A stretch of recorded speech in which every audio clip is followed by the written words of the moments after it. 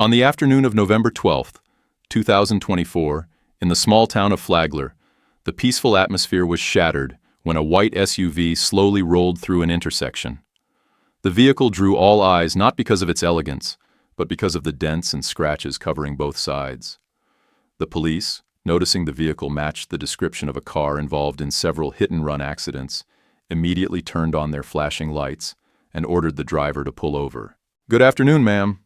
We need to inspect the vehicle as it matches the description of a car involved in multiple hit-and-run collisions," the officer said, trying to maintain politeness while eyeing the white SUV, clearly marked with noticeable scratches and dents. He couldn't help but compare the vehicle's appearance to a warrior just off the battlefield. Inside the car was a woman in her 40s, carefully made up with oversized sunglasses covering nearly half of her face. Her blonde hair was meticulously styled in curls, and she wore a tight-fitting t-shirt with the words, "Queen of Everything," in sparkling gold letters, as if asserting her dominance to the world. Beside her, on the passenger seat, was a large designer handbag, expensive and showing no signs of being part of the situation at hand, serving as proof that she could not be intimidated. She glanced at the officer, her eyes flicking over him with a mix of amusement and disdain. Slowly, almost theatrically, she peeled off her oversized sunglasses, revealing a pair of eyes that held the air of someone used to being the center of attention. The motion was deliberate, a show of calculated detachment, as though she were preparing for a conversation far beneath her. The faint smile that curled at the corners of her lips was laced with sarcasm, a silent challenge to the officer's authority. "This car?" she repeated, her voice drawn out, the tone thick with mockery. "No way. This is a mistake, officer. I haven't even left my house this morning." She dragged each word, each syllable, as if she were addressing a child, emphasizing them as if the sheer force of her words could erase any doubts from the officer's mind. Her tone was confident, almost playful, as though the situation itself was some kind of joke she was already winning. She leaned back in her seat, crossing her arms with a subtle defiance, as if daring him to believe otherwise. It was clear from her posture that she expected the officer to back down, to accept her word without question. She exuded a sense of unearned entitlement, the kind of arrogance that assumed her status was enough to make any issue disappear with a wave of her hand. The officer, however, was no stranger to this kind of behavior. His gaze never wavered. His eyes remained fixed on her with a level of caution, honed by years of experience. He had seen this act before, the self-assured, almost theatrical dismissal of any inconvenience, as though their social position granted them an invisible shield. He wasn't surprised, but still, he couldn't help but feel the slight stirrings of frustration as she continued to push against the bounds of the situation. He tilted his head slightly, assessing her with a quiet wariness. He had learned long ago not to be fooled by gestures of superiority or dismissiveness. It wasn't the first time someone had tried to use their influence or connections to wriggle out of responsibility. Her expression, that condescending, knowing smile, only confirmed what he already suspected. She was attempting to manipulate the situation, perhaps not even aware of how transparent her performance was. But she misjudged his polite demeanor. In her eyes, his calmness was a sign of weakness, a signal that she could continue to talk her way out of the situation. Her arrogance seemed to grow with every passing moment, and her posture became even more exaggerated, as though she were preparing to give a performance for an unseen audience.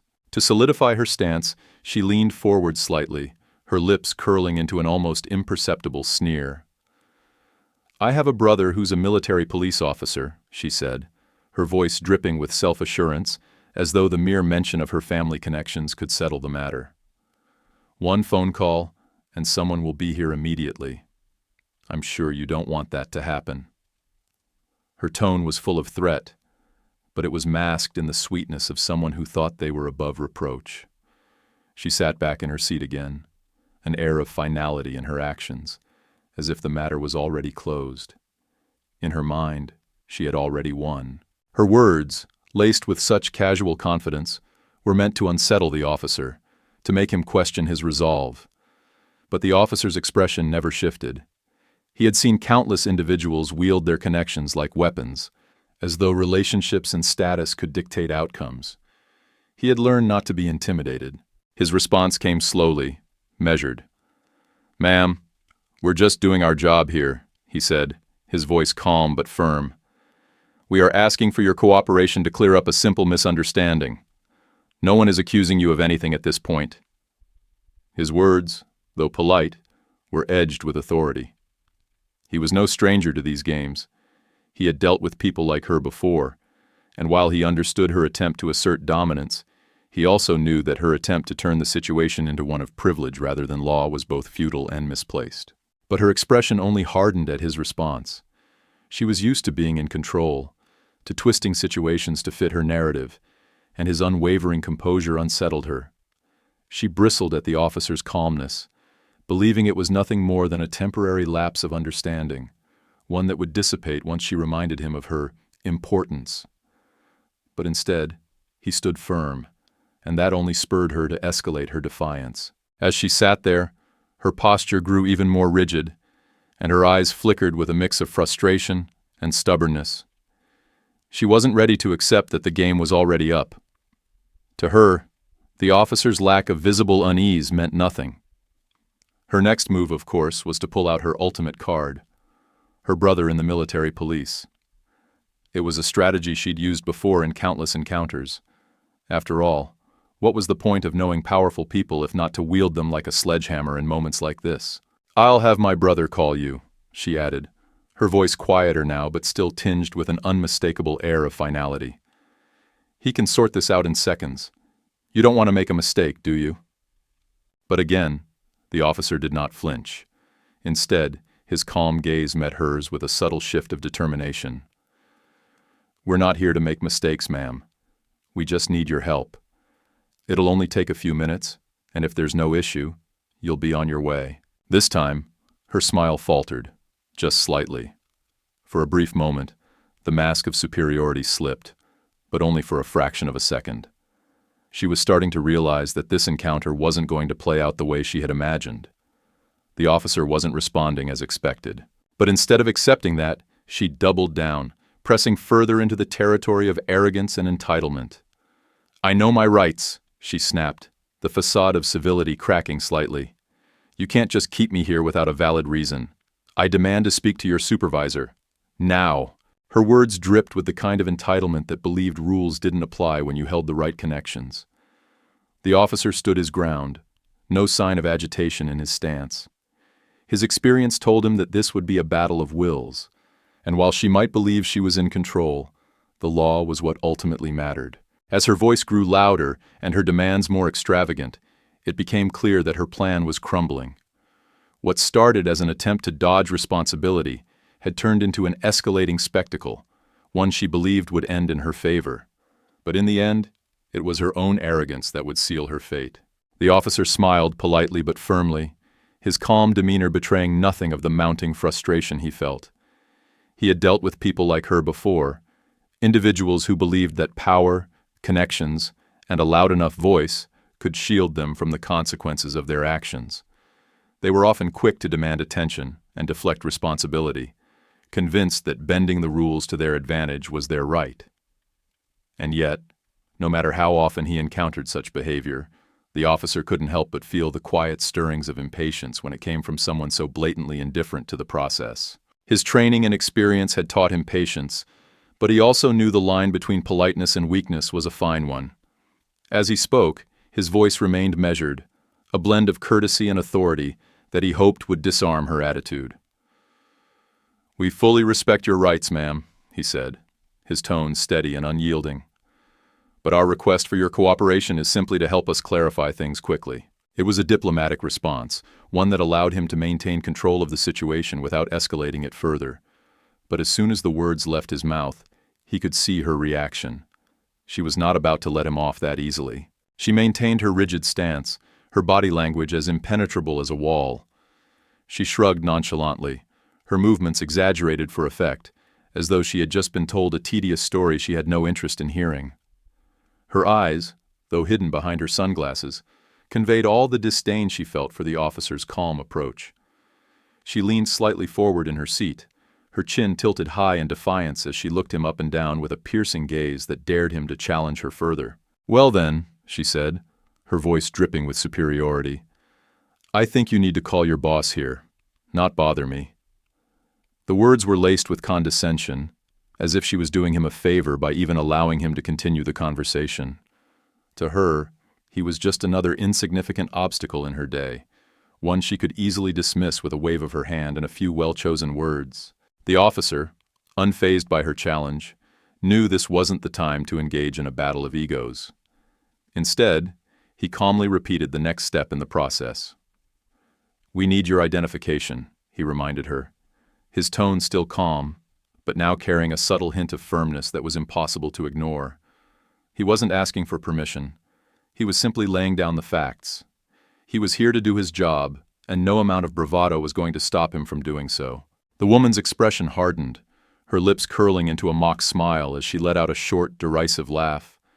She then turned her attention to the small dog sitting in the back seat, its pristine white fur a stark contrast to the chaos unfolding in the front of the vehicle. She stroked its soft fur gently, as though seeking comfort in its presence. The dog, wearing a sparkling bow tie that matched the woman's own sense of flamboyance, seemed completely unfazed by the tension, its eyes fixed lazily on the officer, as though it were a spectator to an act it had seen many times before. "Identification?" she repeated slowly, drawing out each syllable to show her annoyance, as though the very suggestion was beneath her. "No way am I giving you that. You have no evidence that I've done anything wrong." Her voice was thick with disbelief, as though she had been wronged by something trivial and unnecessary. She leaned back in her seat dramatically, crossing her arms in a gesture of defiance, and stared out of the window, as though the officer's very presence was an affront to her peace. Her eyes glazed over with an air of false indifference, as if she was already imagining herself far away from this inconvenient situation. The officer took a deep breath, reminding himself that remaining professional was the key, but it was hard to ignore the subtle comedy unfolding before him. The dog, in its glittering bow tie, seemed to exude an air of superiority that mirrored its owner's demeanor. The more the woman resisted, the more her dog remained composed, almost smug in its silence.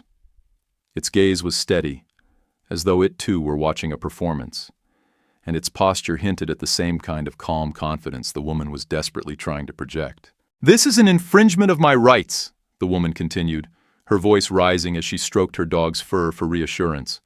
Her tone had shifted from mockery to genuine indignation. "I have the right to ask, what are you holding me for?" Her question was rhetorical, aimed more at herself than the officer, as if the mere suggestion that she could be questioned was an absurdity. The officer's eyes narrowed slightly, but his expression remained unchanged. He wasn't here to debate legalities. He simply needed her identification to proceed. He could feel her resistance building, the way she was digging her heels in, unwilling to acknowledge the legitimacy of the situation. And yet, the more she resisted, the clearer it became that she was doing more to implicate herself than she realized. At that moment, the man sitting beside her, a sharply dressed individual who had been sitting silently until now, straightened in his seat. His large sunglasses obscured most of his face, but his posture alone spoke volumes. He exuded an air of confidence that rivaled the woman's, as though he were the co-author of this defiance. With a slight tilt of his head, he glanced at the officer before speaking up, his voice smooth and calm, but carrying the same air of superiority that had been so evident in the woman's earlier words. "That's right," he said, his arms crossing over his chest as he leaned back, mirroring the woman's defiant posture. "Without evidence, we don't have to do anything." The officer's eyes shifted to the man for a brief moment, but his focus remained on the woman. He could tell that they were a team, a duo playing the same game, using the same tactics. The man's words were calculated, designed to reinforce the woman's position, and to sow doubt in the officer's resolve. But the officer was unmoved. He had faced many such confrontations before, and he knew better than to get tangled in their web of words. They were trying to intimidate him, trying to throw him off course with their well-rehearsed lines, but he had learned to spot the cracks in such performances. Every word they spoke, every gesture they made, only further solidified his determination to see this through. With a slight tilt of his head and a soft exhale, the officer's gaze flickered between the woman and her companion. "Ma'am, "I'm simply asking for your cooperation," he said, his voice unwavering. "If you have nothing to hide, this will be over quickly. But I do need to verify your identity." He paused for a moment, letting the words settle before adding, "For everyone's safety." The woman's gaze hardened at his words, but she could no longer mask the uncertainty that had started to creep into her expression. Despite her bravado, she was beginning to realize that this wasn't going to be as easy as she had hoped. The officer wasn't intimidated, and the more she resisted, the more she exposed the fragility of her own position. The officer remained calm, though his eyes betrayed a hint of exhaustion and contemplation, wondering whether he was dealing with a traffic accident or a family drama. Their attitudes didn't surprise him. Too many people were ready to perform in situations like this. He took a deep breath, looked directly at the woman with seriousness, and said gently, "Ma'am, we are simply carrying out our duties. If you do not cooperate, we will have to take action according to the regulations." The woman curled her lip, smiled with a sarcastic expression, and said with a tone full of disdain, "Then I want to speak to your superior. I won't hand over my documents to anyone below management." The officer pursed his lips, regained his patience, and exchanged a glance with his colleague, silently acknowledging that they were dealing with a self-proclaimed queen of power, and this afternoon was sure to be anything but easy. The woman leaned back in her seat, crossing her arms over her chest, and shot the officer a cold look, as if he were nothing more than an annoying door-to-door salesman. Her face displayed clear defiance, irritation, and even contempt. Raising an eyebrow, her voice oozing confidence and authority, she said, "My brother is a military police officer. Did you know that? You're making a big mistake." She paused briefly, scanning the officer from head to toe, then emphasized each word as if threatening him. "Don't let this go too far, or I'll sue you to the fullest extent." The officer remained calm, took a deep breath, and began explaining the investigation procedure in a slow, patient tone. But before he could finish, the woman immediately cut him off with an outraged voice. "I demand to speak to a lawyer." She stomped her foot as if to emphasize her demand, then raised her hand as if asserting her power. "And I have the right to use the bathroom right now. Do you know that?" The officer slightly furrowed his brow, his patience being tested to its limit.